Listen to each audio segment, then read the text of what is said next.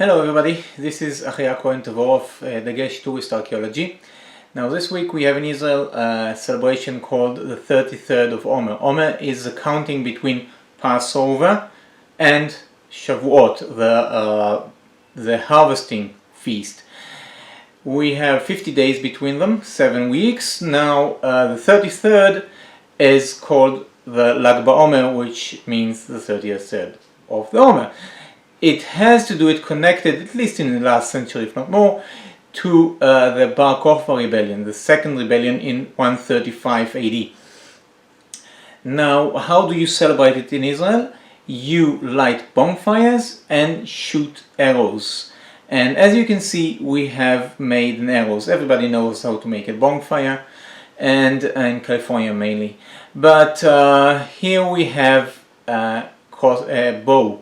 Now Avishai made it. It's made of cedar wood, and the tension is on the wood itself, not on the string. The string is pure nylon, and you can see it's all wrapped up, so it'll be hold better. The arrow is made of cane, simple cane. The arrowhead is from flint, and the back is, we use now plastic, as it is more comfortable, or from feathers like that we used before, easier to get in the corner time. Now, as you can see, Avishai almost missed now, and the arrow goes somewhere back there, and he has to look for it.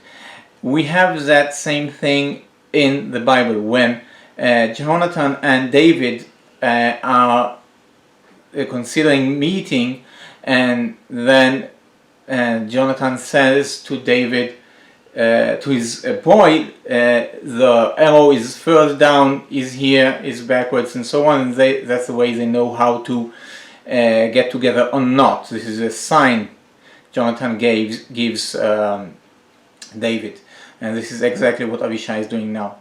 And now for the target here we use simple cardboard. It works pretty nicely. It makes a nice bang when Avishai succeeds to hit it, and it's not easy. You see, Avishai is trying now doing it sideways, shooting sideways. This is how we get a better up and down precision. Unlike if you have it horizontally, you get a better right left. And it's a lot of practice, and it's a lot of fun making those things. So you can try it yourselves if you like. And we have a few other things to tell you about, at least one thing to tell you interesting about the bow. The bow is actually, if you go back in time, more complicated, advanced version of a simple peg, because you can throw a peg and you can hit it, but if you get the aid of the tension of the string, then you get it much better, and you can throw it much faster, stronger, more accurate, and that's what is actually a bow. Another cool thing we have here is an actual biblical arrowhead. This is, we call it a leaf arrowhead. I guess you can see why. It's made out of bronze, and you can see the tip of it. Maybe you can see the tip of it is bent because it hit something. A stone, a gazelle, maybe someone. Now you might remember that in Samuel A, it says that the Philistines and Saul were fighting at the Gilboa where we live. This was found here on the Gilboa, and it says, now the Philistines fought against Israel. The Israelites fled before them, and many fell dead on Mount Gilboa. The Philistines were in hot pursuit of Saul and his sons, and they killed his sons Jonathan, Aminadab, and Malchishua. The fighting grew fierce around Saul, and when the archers overtook him, they wounded him critically.